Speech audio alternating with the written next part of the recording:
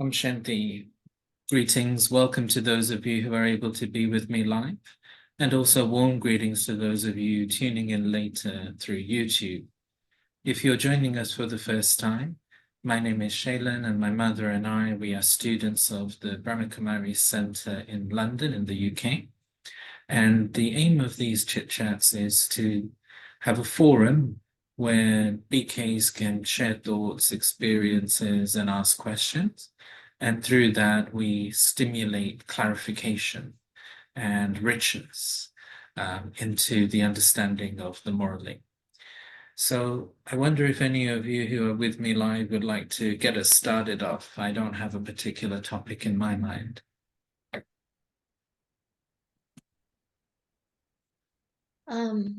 I was thinking about Baba's meeting. Yesterday I wasn't able to listen. I was out actually on my journey to New York. But Baba was saying faith in the intellect. We have to have faith in the intellect, faith in the family, faith in Baba, faith in the self. But because the intellect is where we have our um, thinking and decision making, and where we are at this point, it's not that the intellect is always fully operational to optimum level.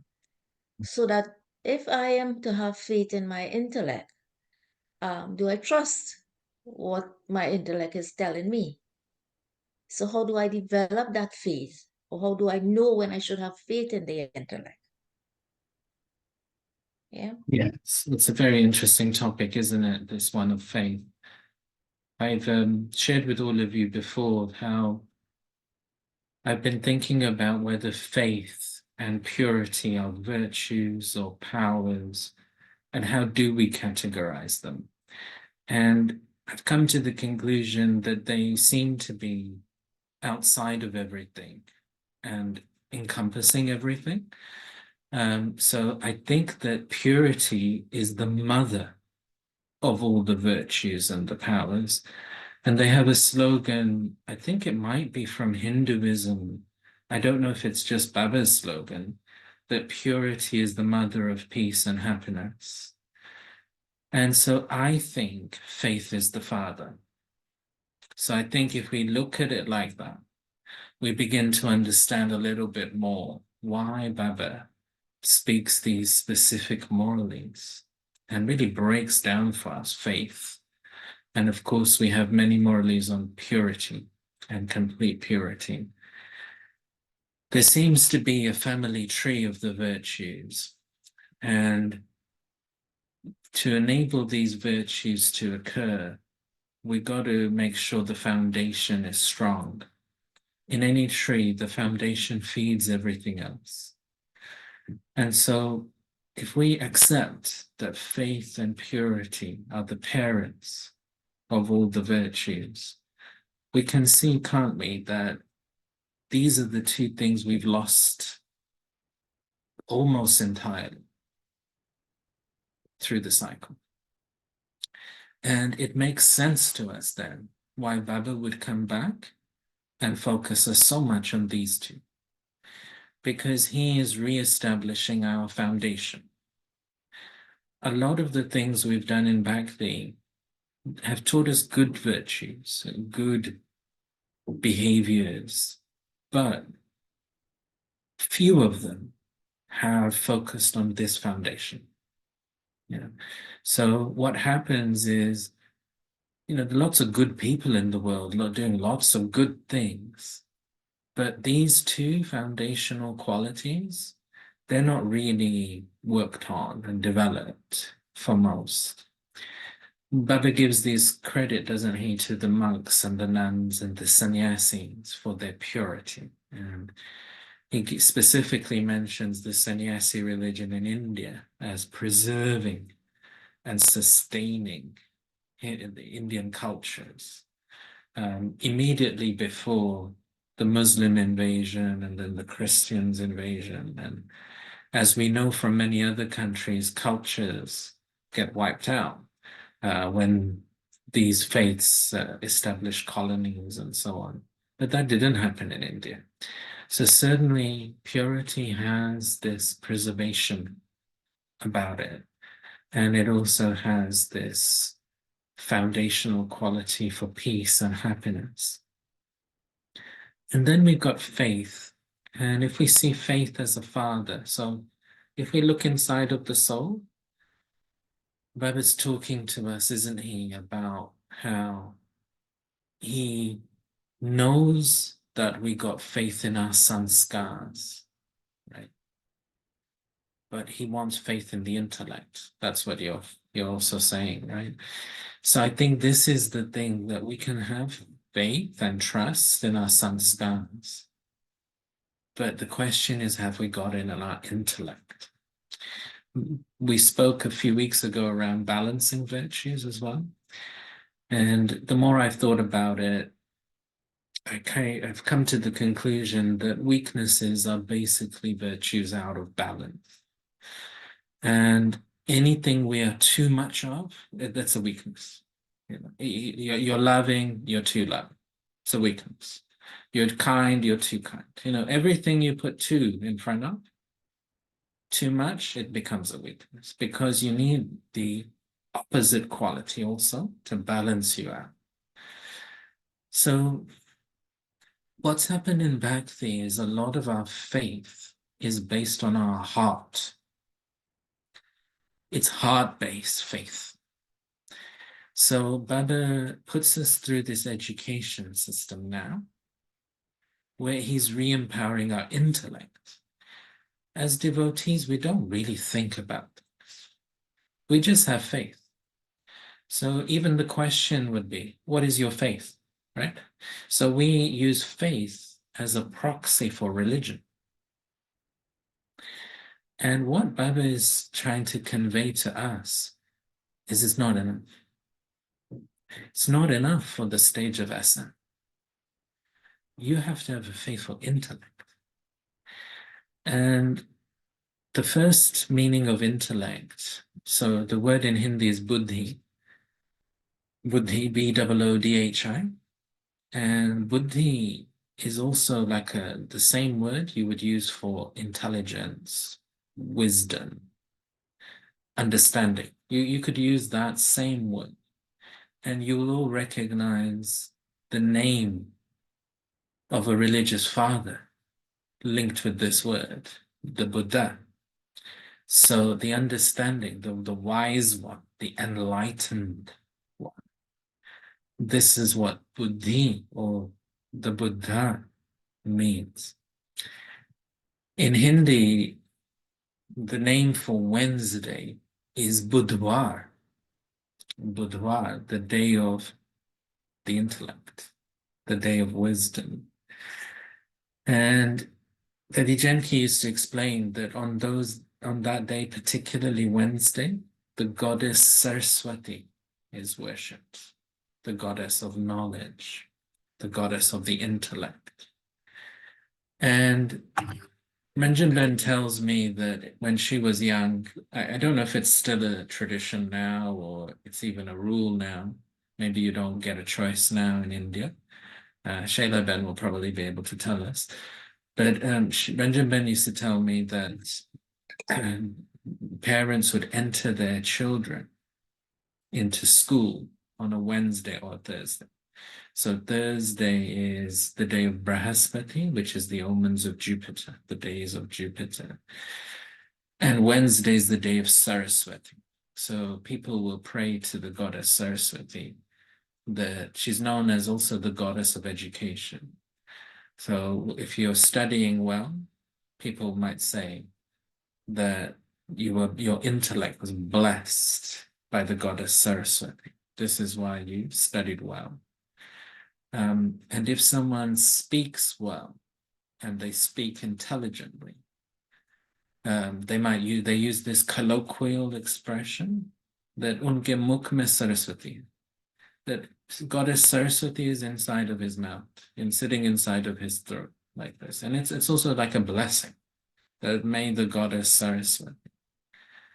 So there's this connection between intellect and throat and voice and speech as well, like that. The other god that's connected with intelligence is the Lord Ganesh, the elephant god.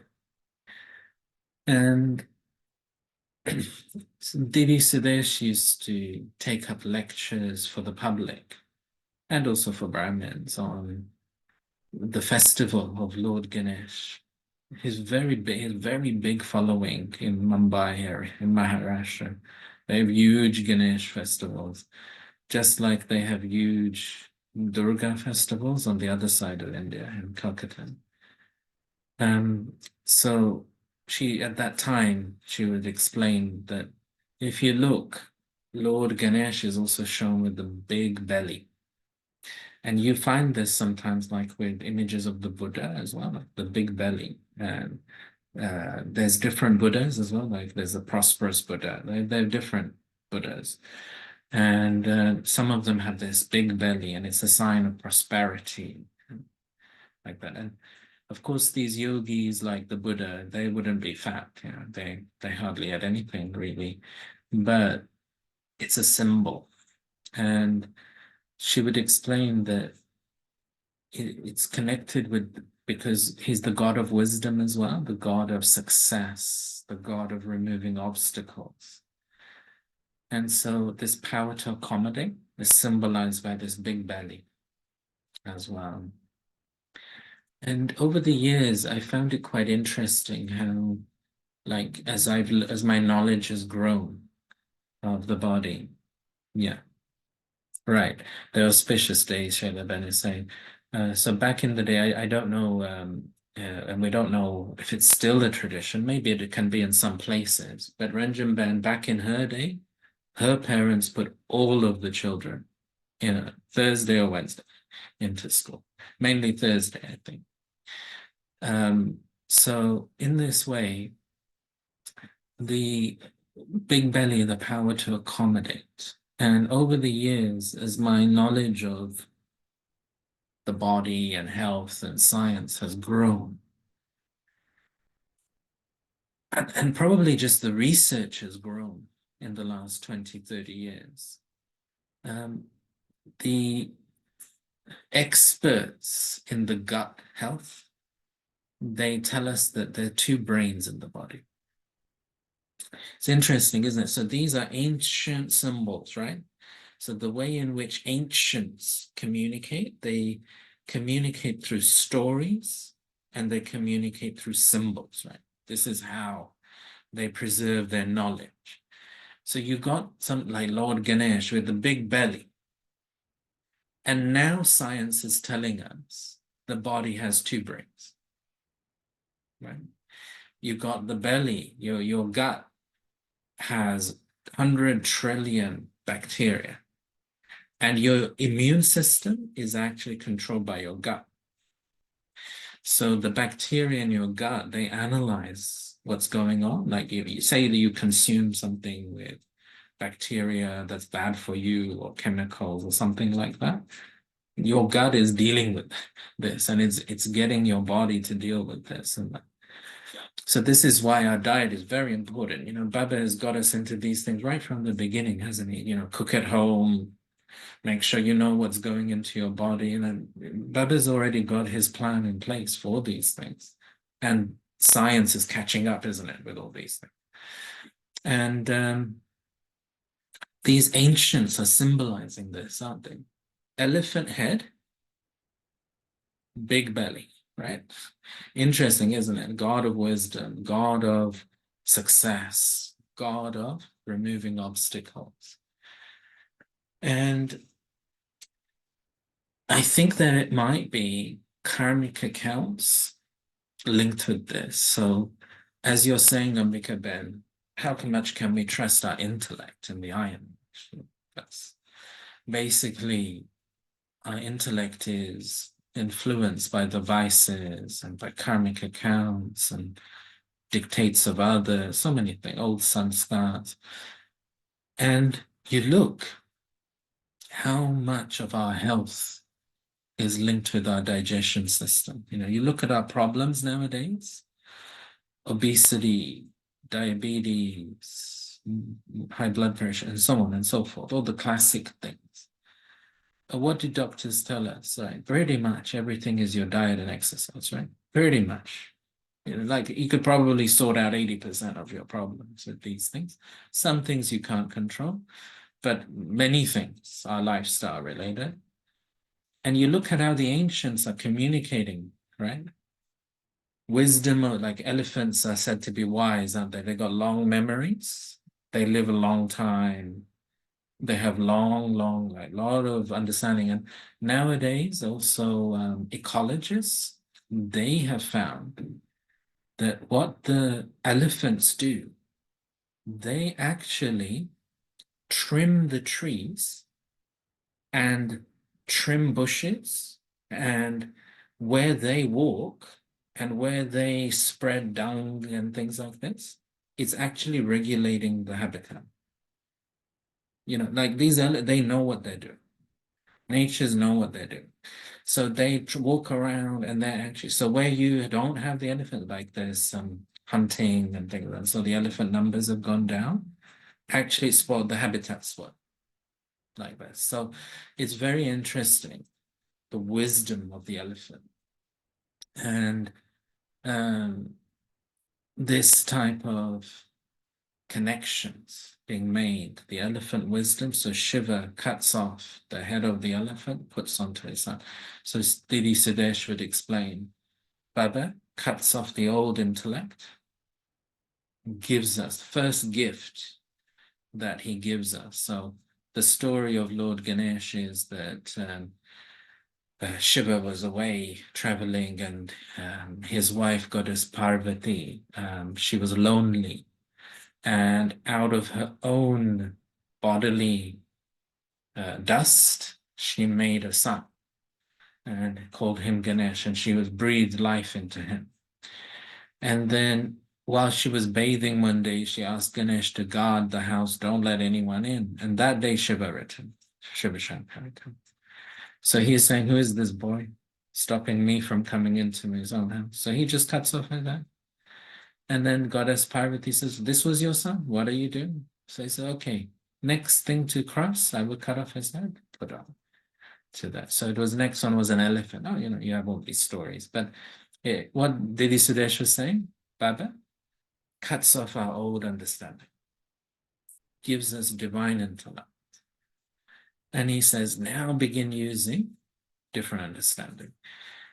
So Ganesh is the child of Shiva, who has wisdom and success. And Shiva gives him the blessing that you will be worshipped first above. So every ceremony, Ganesh is first. He's worshipped first, then you worship everything else. And also the swastika symbol is the symbol of Ganesh. So you can call the swastika Ganesh. And this is why they have it on the front of Hindu homes and things like that. And Baba explains to us, swastika means the cycle. You're spinning the cycle of self-realization. So they have the 4 ages in the swastika, and they have a dot in each age. So you, the soul, are the all-round act. So you go through the 4 ages of the cycle. And it's symbolized as also the discus that cuts off the head of the demon. So you got all these symbols. And these are all these symbols of the new intellect that Baba is giving us. So Baba says to us, he doesn't just want us to stay as devotees and have faith in our heart, but he wants us to have faithful intellect, which means based on understanding. So he wants us to make this switch to becoming godly students and become like Ganesh, become like Saraswati. And you can actually begin to actively use knowledge. So as devotees, we don't really have proper self-esteem, but we have this faith that God is the one who can do for us. So we are mainly looking for our God to help us and do things for us. But we don't get empowered through that. Secondly, is probably as the Iron Age develops, we become more transactional with our gods. So like I will do this for you, and we do it, like we see our gods as needy of our prayers and our offerings. And then we may like we're bartering like with God. We're trying to create some sort of deal with God. And now we know Shababa, it's really quite ridiculous, isn't it? I mean, what were we thinking? Now that we know Shababa, but why would he care at all? Baba, if you do this, I will bring fruit or something. He doesn't care, about these things. Oh, I will do this if you do this for me. And so we've been projecting a lot of human qualities onto our gods as well.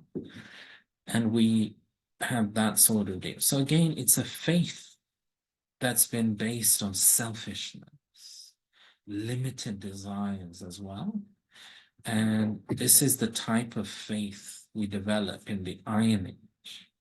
Either it's blind faith or it's this selfish business-like faith that we develop. And with the blind faith, of course, it can go into extremes as well. For example, many, like you would say, probably for the best part of 1,000 years, a lot of faiths had this belief that God would decide things through violence.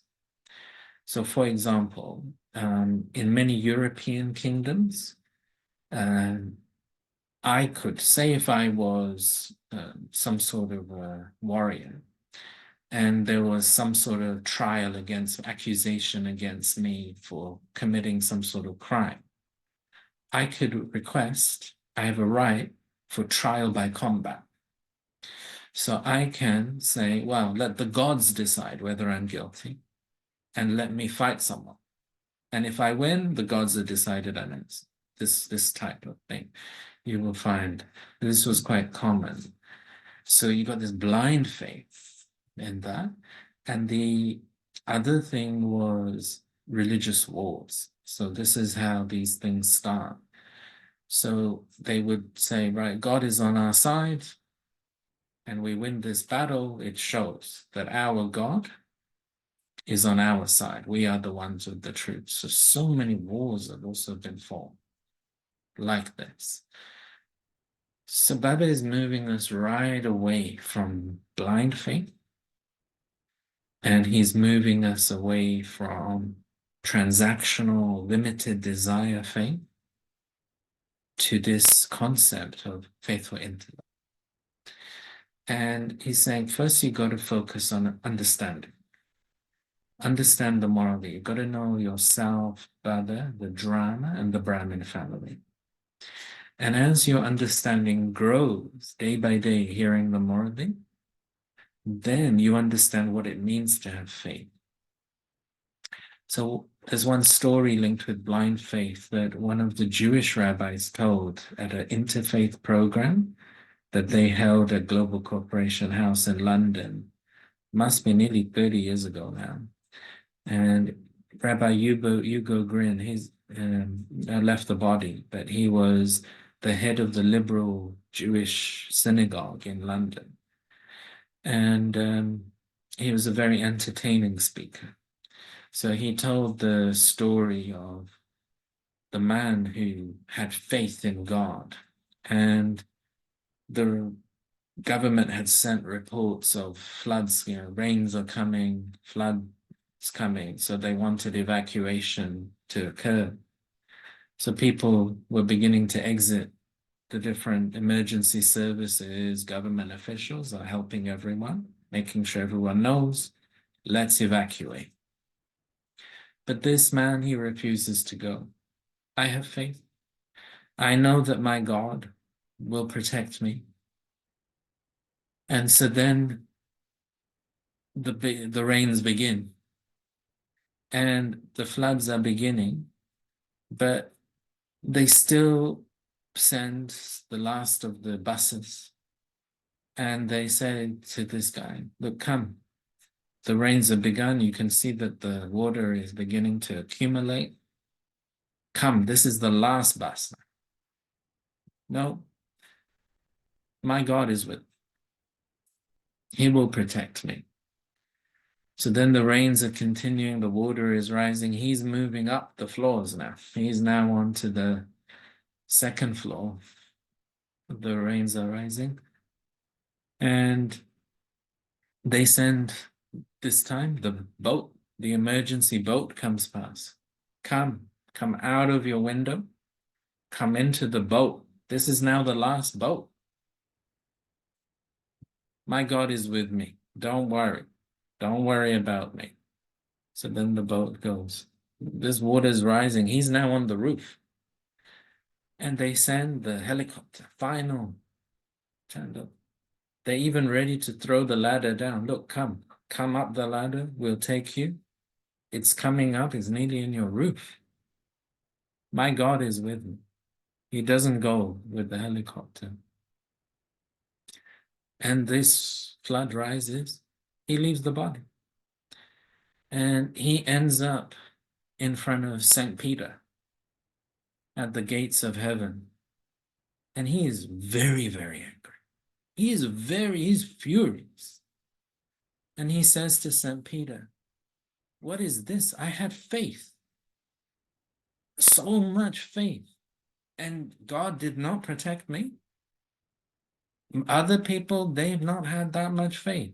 They're not dead. I am dead. What sort of protection is this? And St. Peter looks at him and says, God sent you a bus. God sent you a boat. God sent you a helicopter, and you still didn't take the help. So in this way, he was a very entertaining speaker, but he's communicating even to his devotees and generally to the interfaith people. Don't have blind faith. Even as a devotee, don't have blind faith. So it can go to extremes. And of course, Baba explains to us in the Morally that we have so many misunderstandings, don't we, about God's will. We have so many misunderstandings about what is karma. We have so many misunderstandings about different types of ways in which our future would be. We will gain some sort of liberation. We will get. So Baba clarifies all of these, and we have to understand very, very clearly what is the drama, what is my role as a soul, what will Baba do and what he won't he do. Baba has come as my teacher. So his help is the Morally. His help is remembrance. And then he teaches us to use karma very actively, doesn't he? Be like a business person, accumulate your treasures.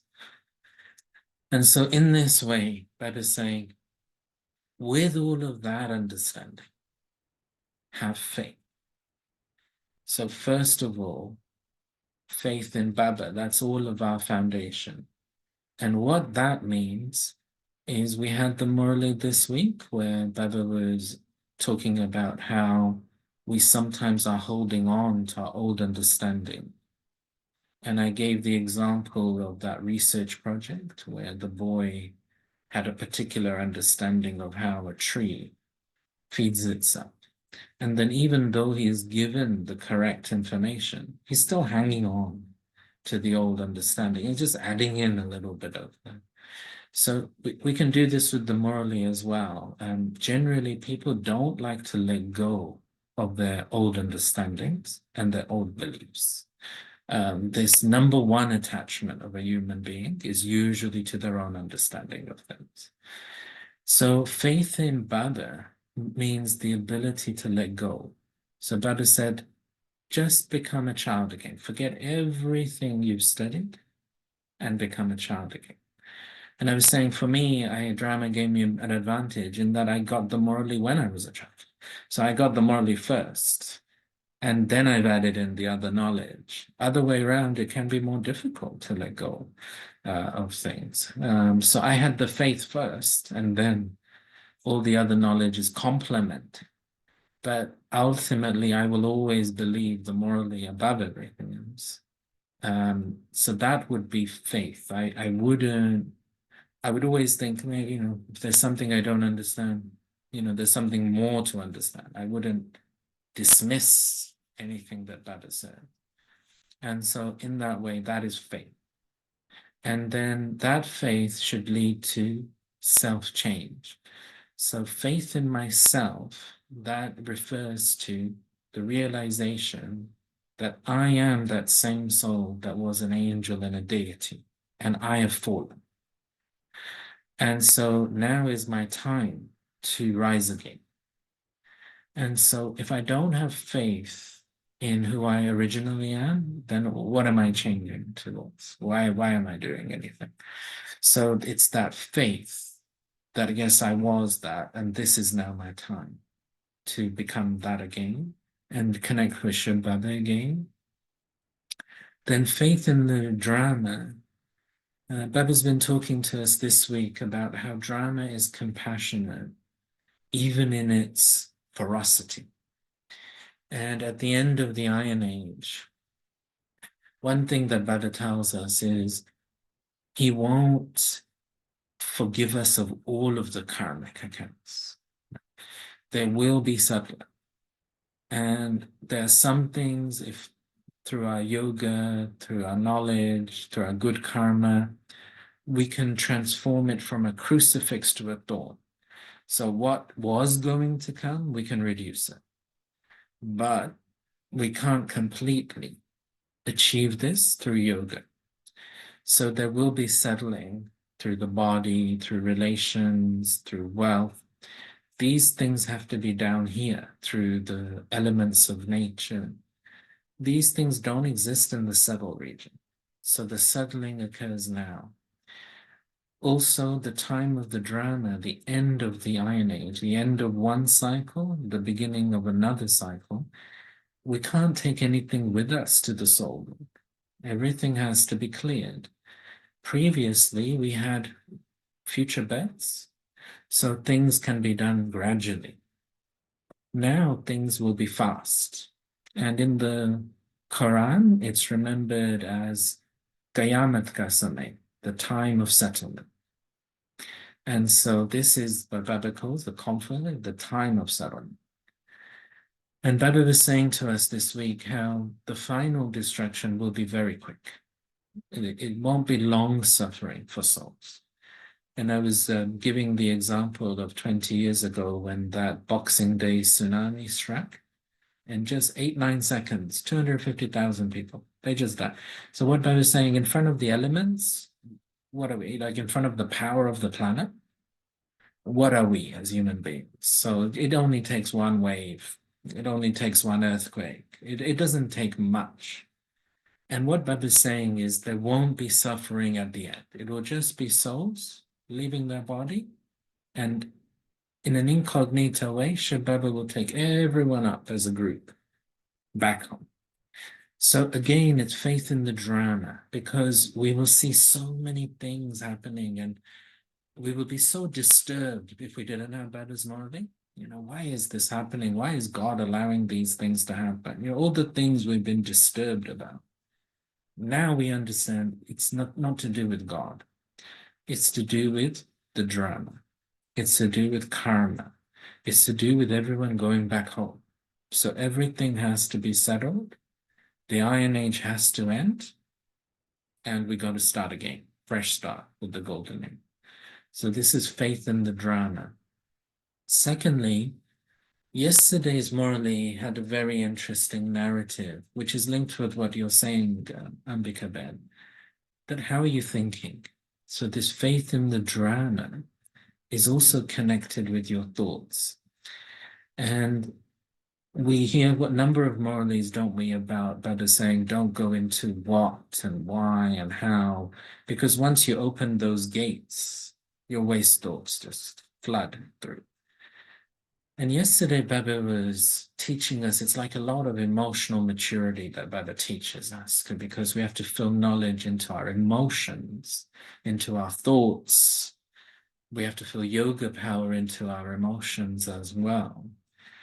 And Baba was saying that he wants us to move completely away from a mindset of problems. Like we have to move to a point where we perceive problems as beneficial, right? So this would be level one. And he's saying that whatever comes your way, so many things are going to come your way because it's time of settlement. But they're all there to make you powerful. This is a switch of faith, faith in the intellect. Before, we viewed all the challenges as making us weak. Now, because we're godly students, we view every challenge as making us strong. So that was the first change that Baba wants. But then he wants us to move from that. He wants us to move to something that he called Samadhan Swarup. So Lord Ganesh is called Samadhan Swarup, but also many days, like nearly every deity, would be considered Samadhan Swarup, which is the embodiment of solutions. So Baba was saying he wants us to move to a mindset where there are no problems and there are no challenges. Something happens, we just solve it. We're just not even going into, Baba was saying to us a few weeks ago, don't be the soldier anymore. Don't be the Yoda, be the yogi. And this is that stage where we're just so knowledgeable and we're so powerful. There are no problems. We're not solving problems anymore.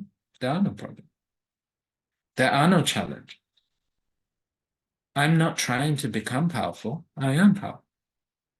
I'm not trying to become knowledgeable. I am knowledgeable. And so just things are happening, you just solve them.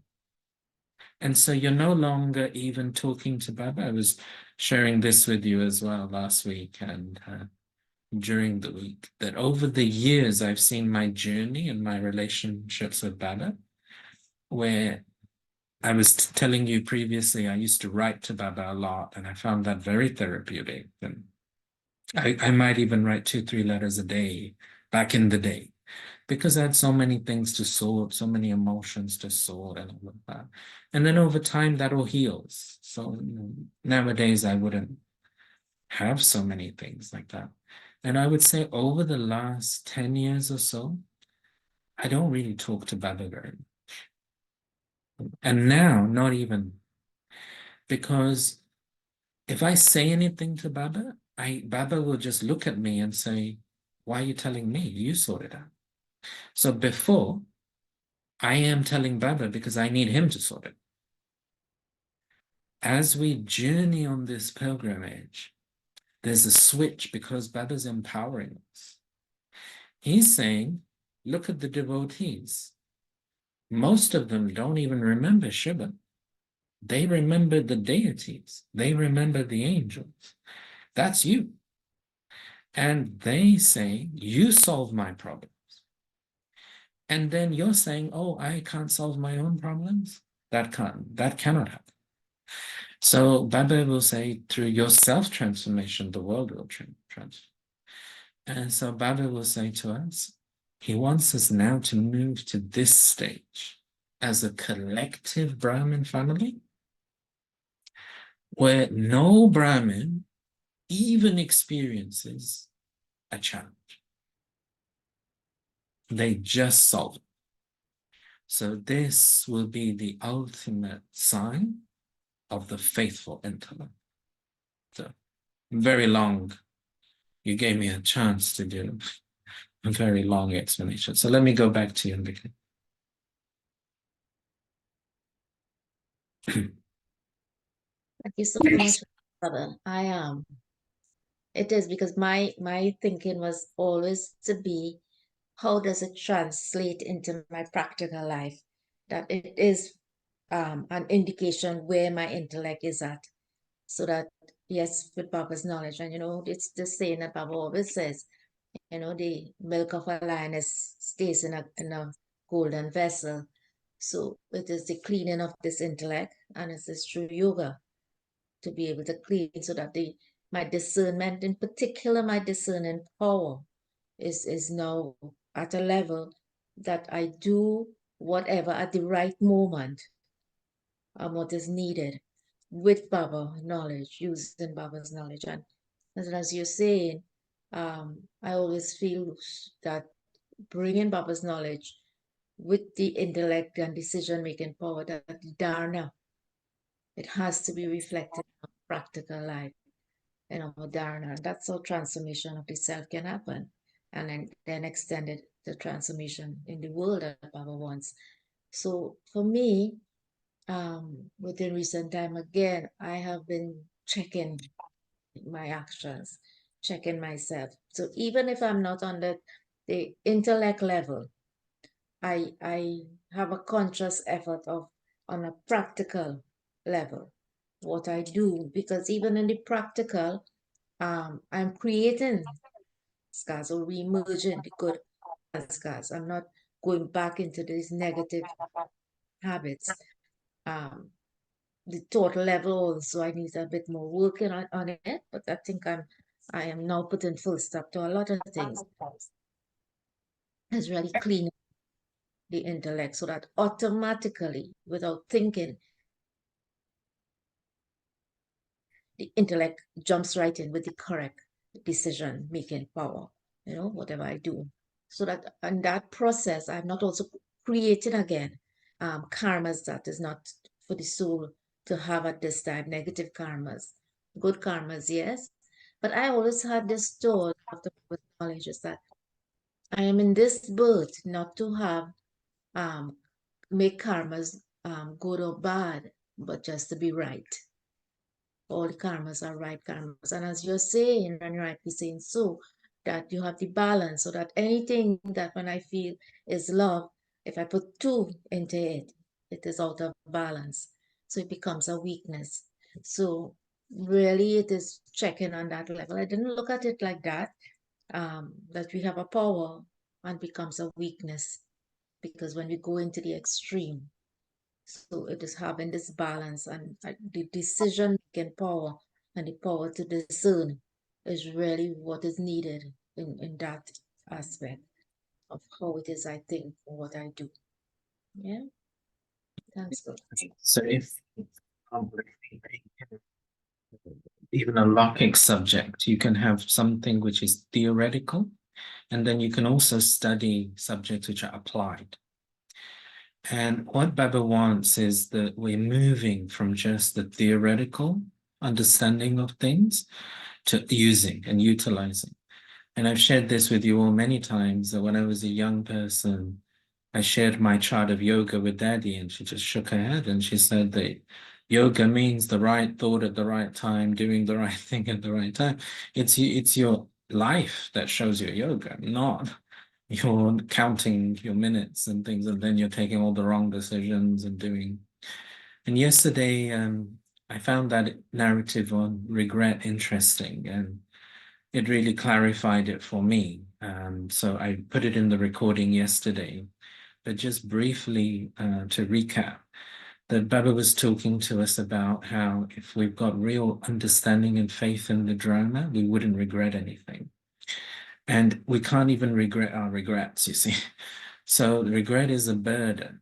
And what Baba's saying is we would then understand that even the things we got wrong, that was also part of the drama. So we've got to just put a full stop and move forward, but learn. So regret also has a role if it's used for learning.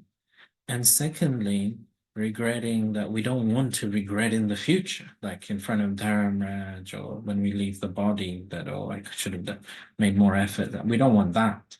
So for that, there's a purpose to regret, which can be useful and positive. But otherwise, Baba has spoken a number of morals where he said that someone who is knowledgeful wouldn't have regrets. If you're doing things and then afterwards regretting what you do, and then you talk to Baba and then you sort it out, you're not knowledgeful. Because the question that Baba would ask you is, you knew what you had to do. Why didn't you do it at the right time? Similarly with the eight powers, that Baba sometimes uses the imagery that you got the powers in your locker. And then you say afterwards, oh, I shouldn't have said this. I should have just tolerated this. And oh, I should have used this power. But Bible will say, well, if you've got things in your locker, but then at the right time you're not able to use them, it's as if you don't have them. Yeah, afterwards you're regretting. That's not knowledgeful. That's not powerful. So this faithful intellect, this divine intellect, is about application, for sure.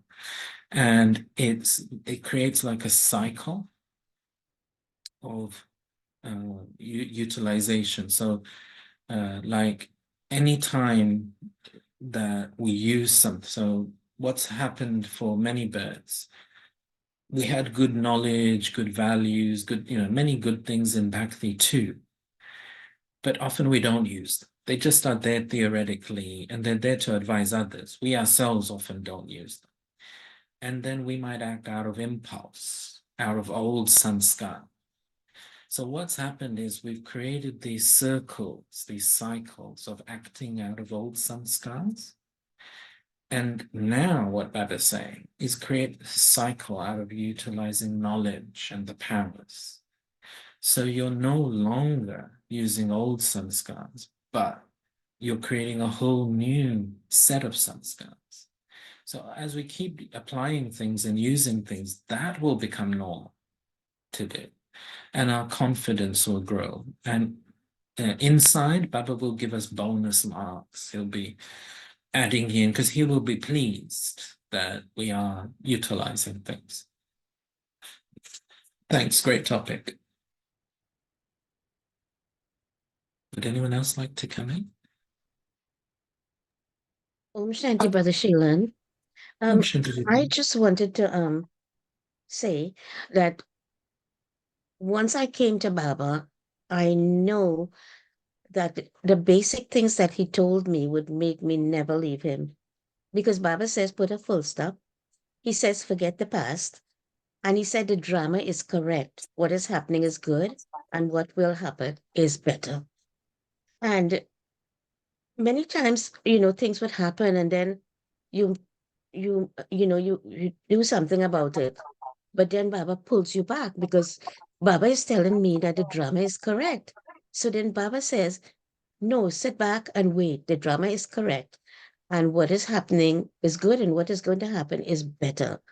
So many times we take action, but then when we remember that the drama is correct, then, so like, what you're saying, Brother Shailen, I know myself many times I fall, but it's because I came to Baba's knowledge.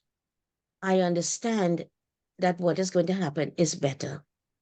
Also, Baba, you, I mean, you're saying that it's the old sanskars that are coming back too. And so when things happen and we have regret, Baba is saying we should not have regret because we should know better, right? But the old sanskars are really coming back at us all the time. And then we learn lessons from it. So I'm glad you shared that this morning. And I understand that. And I take a lesson from it. But there's one more question I have, which is what does Baba mean by saying become double light? Yeah, good questions. So firstly, my experience is that how emotional side is usually some years behind our intellect side. So as I was mentioning earlier, I spent a lot of years just writing letters to Baba, sitting with Baba. I can remember when I visited Madhuban, I would generally sit in Baba's room. I had like a program of yoga when I spent time in Madhuban. I used to go to Baba's room 1:30 a.m. and the 1 or 1:30 a.m. And then I would sit in yoga until 5:30 a.m. Then I'd have a cup of tea. And then last time I was there, I was asked to conduct the meditation on the stage. So I would be there from 6 a.m. until 7 a.m. And then I would rest in the morning after breakfast. And then I would be back in Baba's room 2 p.m. until 7 to 8 p.m.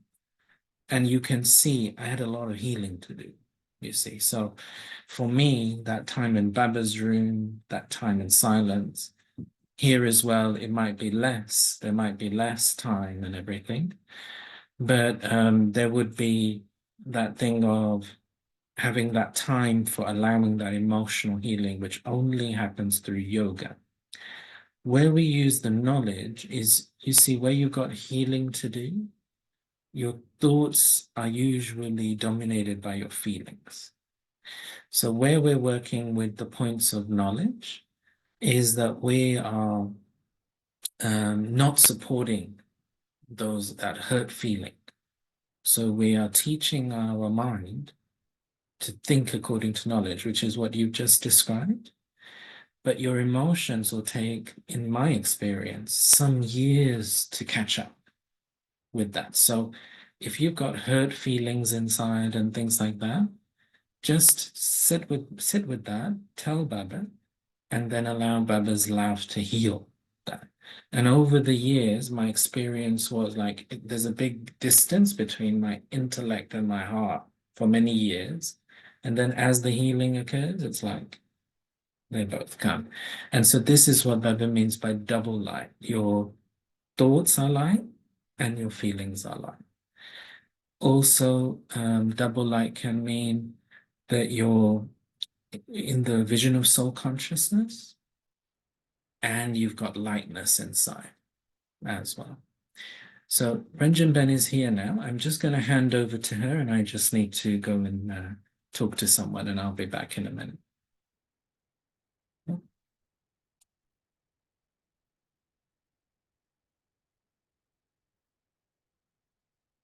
With Ranjan.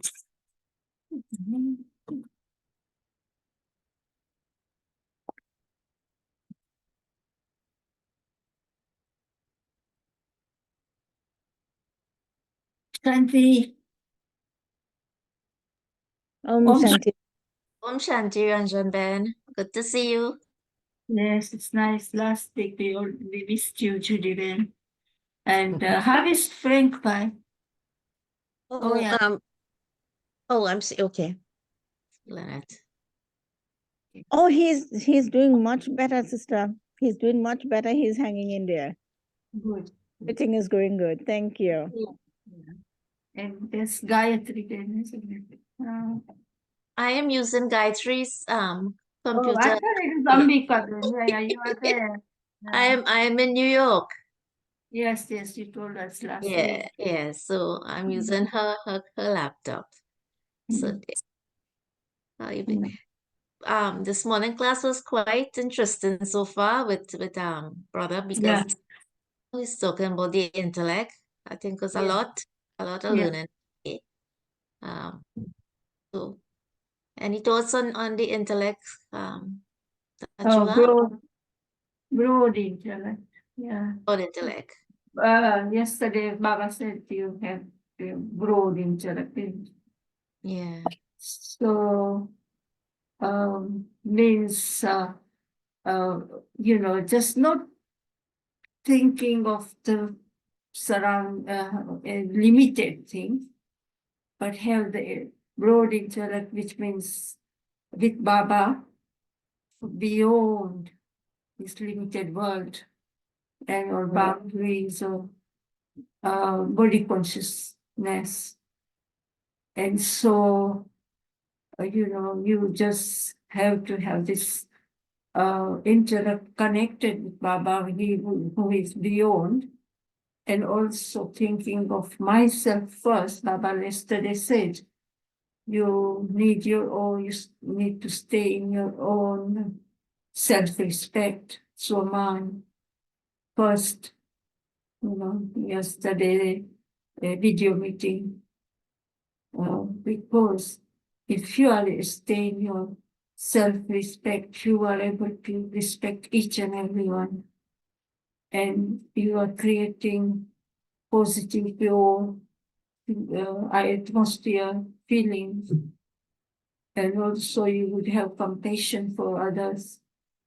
And so broad intellect is like before we had a limited intellect because we didn't have knowledge. We didn't even know. Baba says he gives us the knowledge of the whole cycle, the beginning, middle, and the end.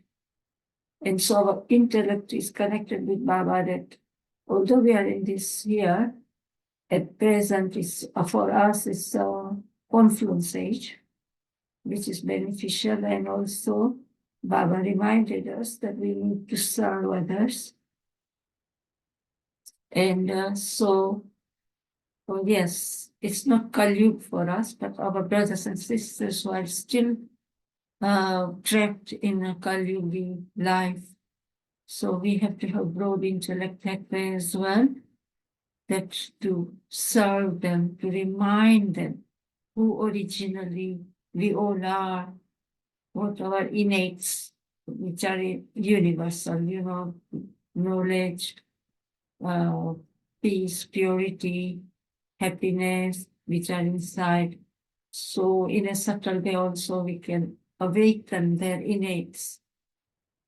And so if we have a broad intellect, if we are beyond with Baba, like Baba said, keep yourself colored by spirituality, and that being with Baba and relationships with Baba will keep us colored with Baba's virtues, Baba's energy. And so that way also you are not self-centered, or, you are not in your body conscious state. But if you're with Baba and colored with Baba's powers, virtues, then you are all the time thinking of your benefit first, safety, whatever Baba teaches, and then you can help others, show guide. Because after the Murli, they showed the film. Did you see the whole video movie? Film, the light, they made it, so it's about Brahma Baba, that Murli also. And so the brother in Bollywood studio, the director, Harilal Bhai, I haven't watched the Madhuban, this Shantivan Murli today. He was going to give more information about how to go about serving, because Ramesh Bhai, who left the body a few years ago, the one who used to do the cultural, and Baba often mentions him. He was an accountant as well, a lawyer. Yes. So Ramesh Bhai had good ideas. He was the one who suggested about the exhibition, Baba's Pradarshini exhibition.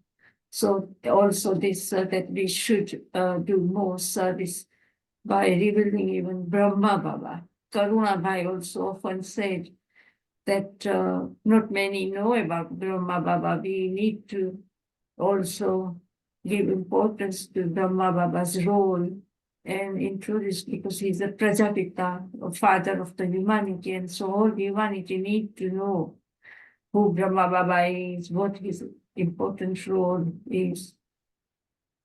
And so he had this for a long time, and so it's nearly 10 years that he has been saying, then when he wasn't well, he had a kidney problem and he was very ill. So he handed over to Harilal Bhai, who is director of Bollywood Studio Media.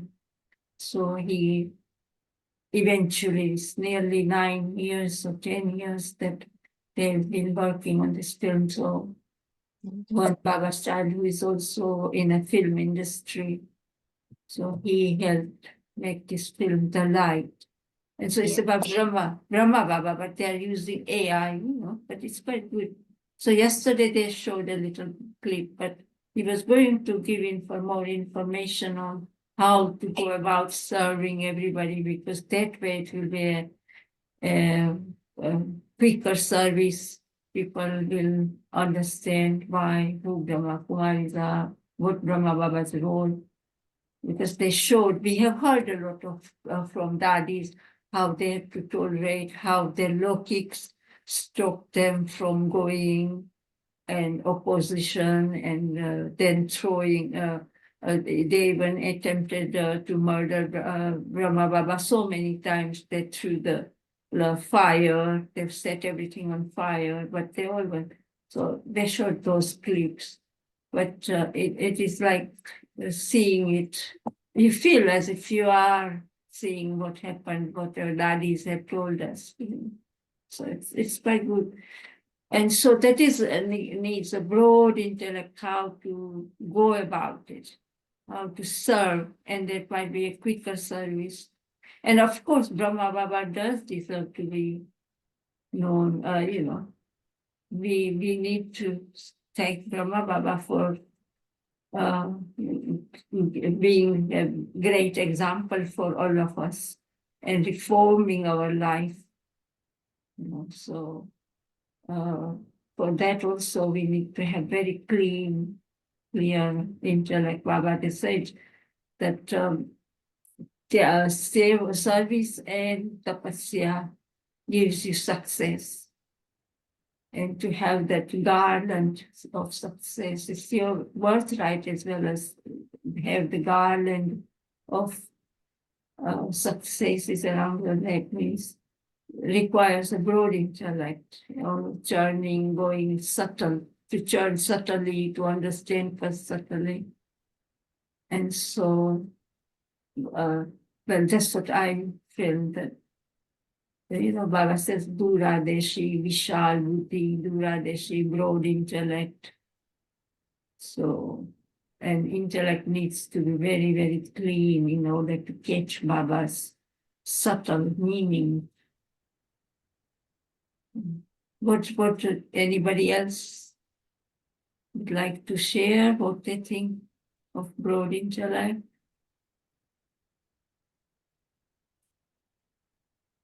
I feel that the broad intellect, meaning you unlimited in service in particular. And Yeah. that to happen is that I have to remind or come into myself of self-respect. And I feel well, for myself, and I do feel for some Brahmins, that we have not fully embraced our self-respect. Because that self-respect is what also comes in the faith in the self. And if I have self-respect that Baba has now come, told me who I am and what I am about, is that it will be reflected, yes, with Baba's knowledge, but reflected in my dharana and everything that I do. So even in the serving in an unlimited way, that wherever I go, I also am an example for those who may not know God, but at least an example for the life that Brahma Baba lived. And that in itself is service. So self-respect in doing unlimited service, I feel, is a key issue for Brahmins, because it is really going back and having again the faith, as Baba was saying yesterday. You have to have the faith in who you are, faith in the drama, faith what is needed at this time, and that whatever we do will have that kind of impact on the external world and transformation to happen. I feel that really, when Brahma Baba became unlimited and in the subtle expansion would have taken place when the daddies they started going out. So that on this physical level too, with the touching from Baba, Shiv Baba, Brahma Baba, the physical facilities is now allowing us to be able to give that service in a more unlimited way, and that's why the AI there would have come by for this purpose. Baba has often said, the facilities will bring about Yeah. health transformation process. So it really is, you've seen it, Baba been saying that even in the Sakar days, and now we are actually seeing that it is actually happening. But for Baba often says science power and our power is silence power. And so more you go into silence as well, Yeah. more intellect becomes clean and Baba said there are a lot of benefits also in going into silence and having that dharana and going deeper into knowledge. So that requires a lot of, you know, intellect for a soul to have in the self-respect, sitting as a child and a master, or and having controlling, ruling power, all 8 powers, as well, using them at the right time. So,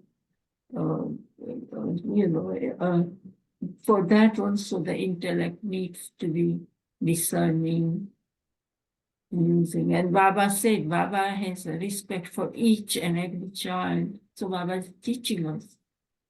Yesterday he said that Baba looks at us with a very high vision. And so if you stay in your self-respect, I think that's the main key. Baba gives us so many titles. And Baba is asking us to use them. Baba mentioned about the sanskars also. That, like faith in the family. And so with a big gathering, of course, everyone has their own sanskar.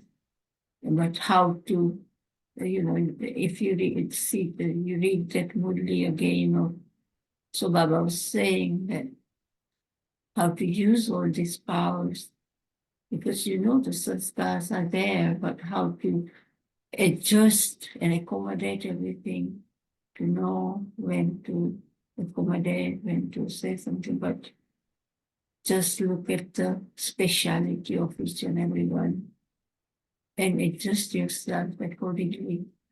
Because of the gathering, Baba's family will increase, expand.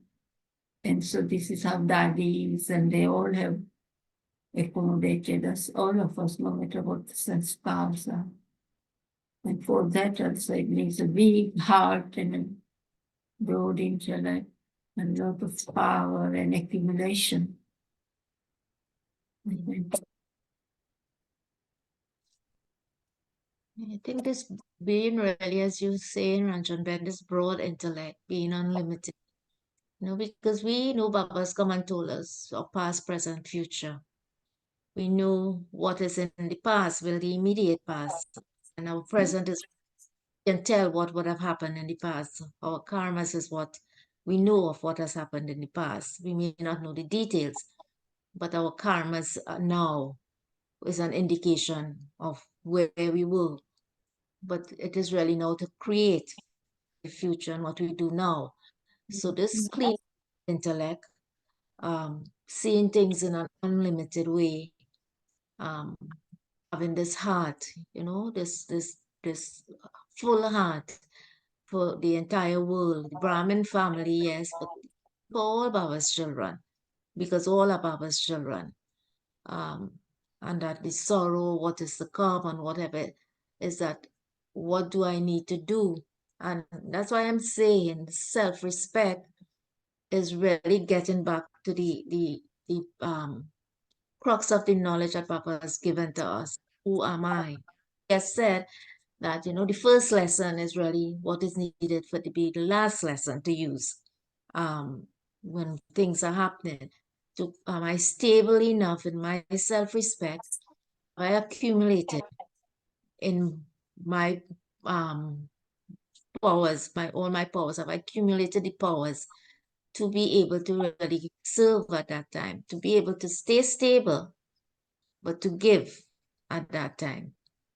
So, I don't know, but lately the self-respect has been a very high thoughts, been in my thoughts all the time, within lately, and is trying to really maintain and to get into self-respect, which is what Baba has come for, to give me back my self-respect that I had lost. Yeah, by the past, you see, daddies and past means what we were in the past means the cycle, being cycle, not this past. If you think of this past, whatever this life or previous life, like it's a karma, yes, we need to pay attention. But if you think of that past, that will bring sorrow and depression. And that's why Baba says that, like we talked now, whatever happens, the past is become past. 1 second past. We say a second has passed, that time has gone by. So put a full stop and be very attentive and pay attention to your thinking, your state, and then whatever you do will be your future. So that's but not this or that past, but past we were deities, we are becoming that again, and we will be that again. But at this time, it's the confluence age, and Baba is here, and there's, so that, and we are creating our future by following Baba's Srimad, awareness of confluence age. The leap year is a shortest stage, but it is very powerful and very important. So this is, like you said earlier, that importance of this time. And so that, but not the past, say, few days ago or yesterday or something. No, not that past. Just put a full stop. So Baba said, become a being, put a full stop. Whatever happened. And there will be benefit, learn and move, and then make your future better by having good thoughts. Remember Baba and follow Baba's Srimad Chant and make your future bright and your sanskar, and having that attention on yourself, also checking and changing. And yesterday's program says from C report, this is what Baba said, check yourself and change. Okay, Shanti Shailan is here now. He will go more. If you have anything to ask, share. Yes, same to Angela. And this thought of self-respect has been coming up in my mind, a lot lately.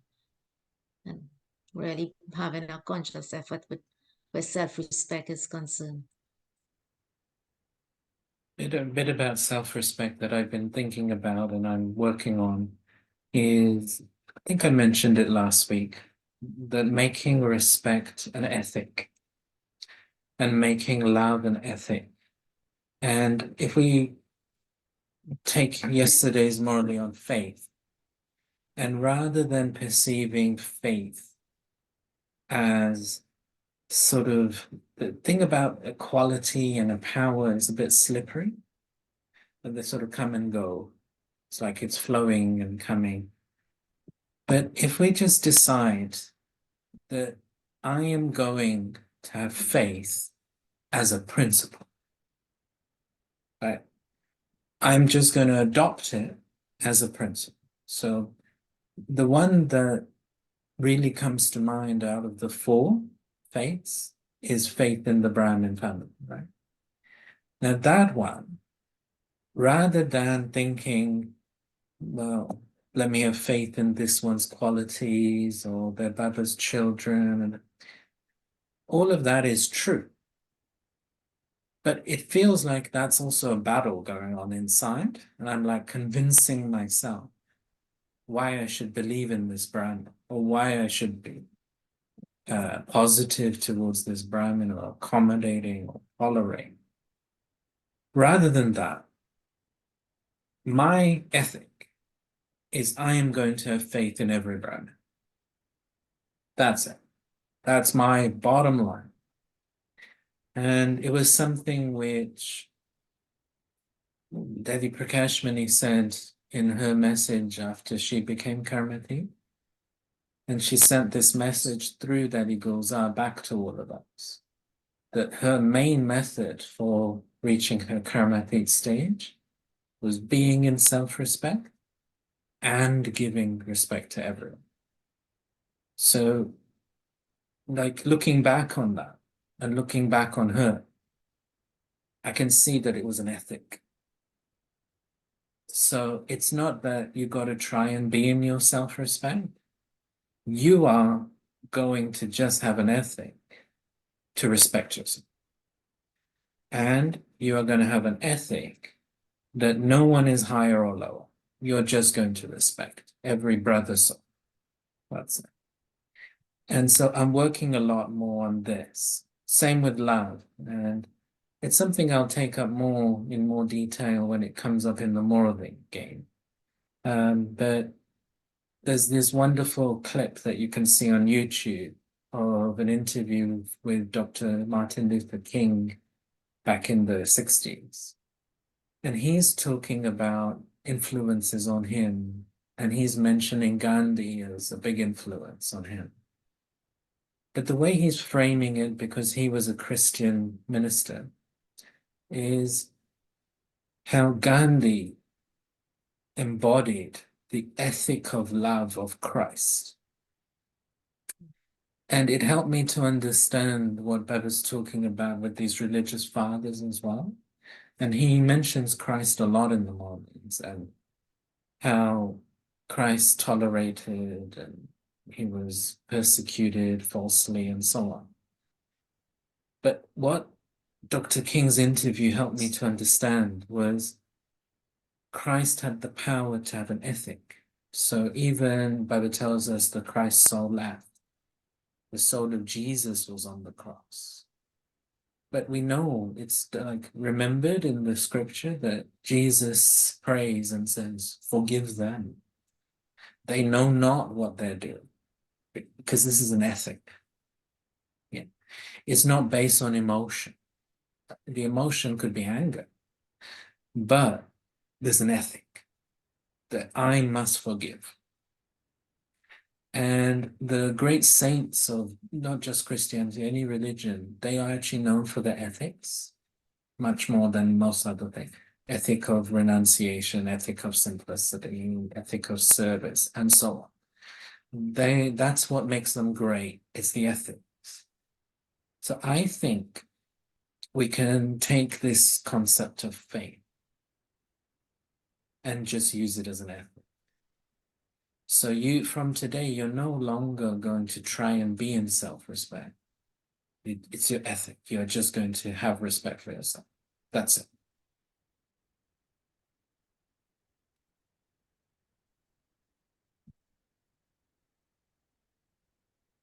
Shall we stop on that thought? Yeah, so all of you have an experiment with that. I am experimenting, and it's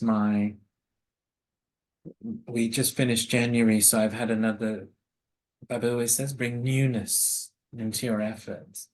So my new thought for February is I'm going to behave with the ethic of love and the ethic of respect. So not because someone deserves it, but because it's my ethic.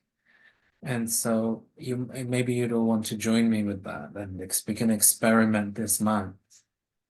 What's it like when we changed love from a feeling to an ethic? And what does this mean? How does this change us? And equally, we could do this for faith. And it's just, I think probably faith is like the father there of respect and love. So we're saying, okay, I'm going to respect all the Brahmins. I'm going to have faith in them. That's it. It's just my ethic. It helps me to understand Baba as well. That, why does Baba just maintain his faith and respect and love? Because it's his ethic. He's not going to change it.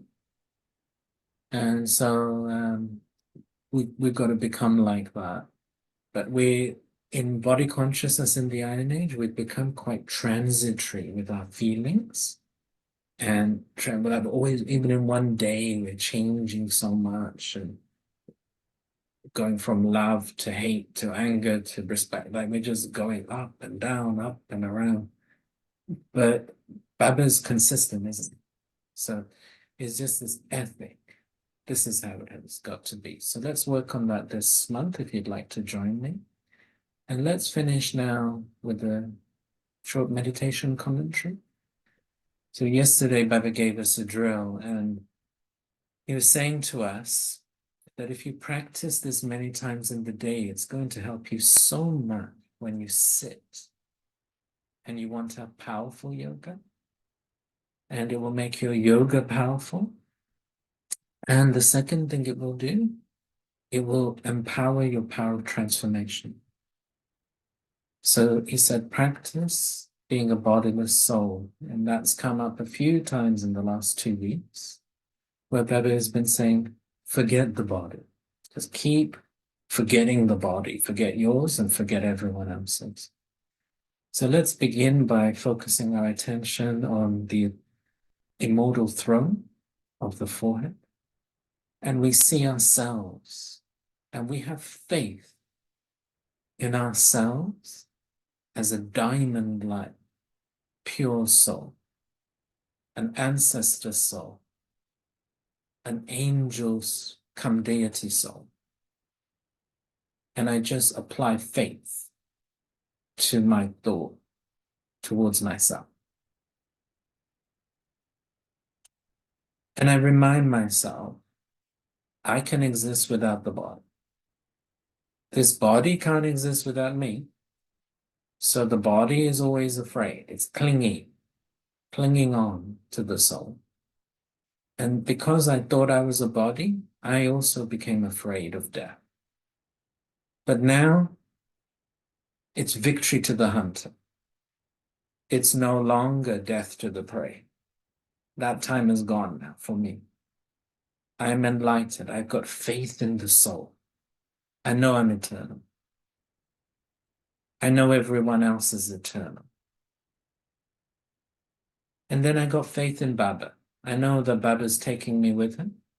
Firstly, he's guiding my pilgrimage back to my original state.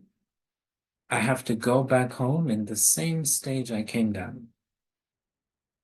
I have to be double life. Baba's guiding me to that. And also, he's going to take me back home with him. And I got faith in the drama that Baba has given this age a blessing of benefit. So even in the bad times, there's not really any loss that can occur. There's only benefit, there's only moving forward. And now Baba has empowered me with all the knowledge, all the powers, all the virtues. So I just need to be the embodiment of solutions, samadhan solution. And I have confidence that I can do this. And because I have courage, Baba will help. 1,000-fold help.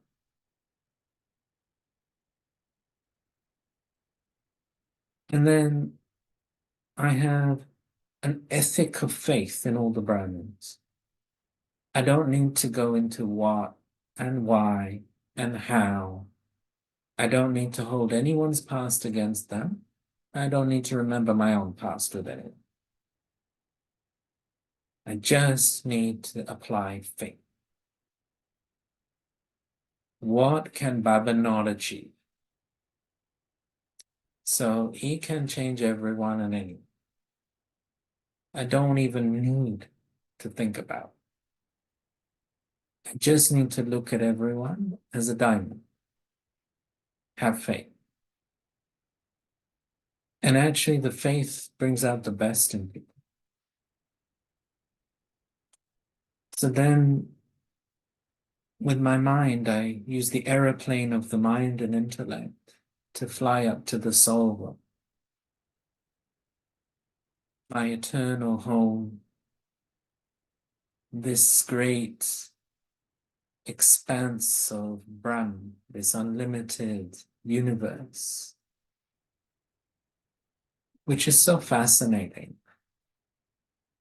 There's this warm silence in this place, very comforting. And I'm reminded that Baba is the ocean of silence. My home is silent. I am silent. I don't need to add to that silence. So let's spend a few minutes being enveloped in that silence.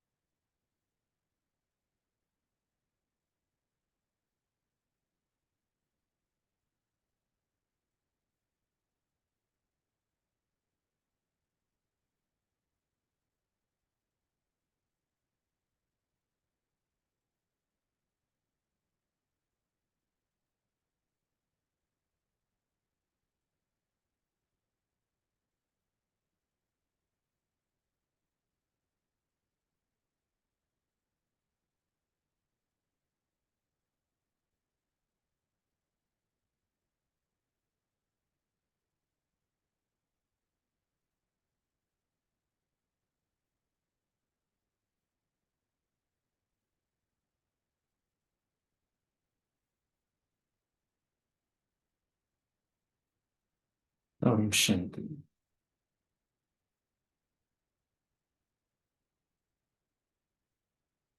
Thank you all who were able to join us live today, and hope you have a great week. And also warm greetings to those of you tuning in later on through YouTube. We wish you a great week too. Om Shanti, everyone. Om Shanti, Om Shanti. Om Shanti.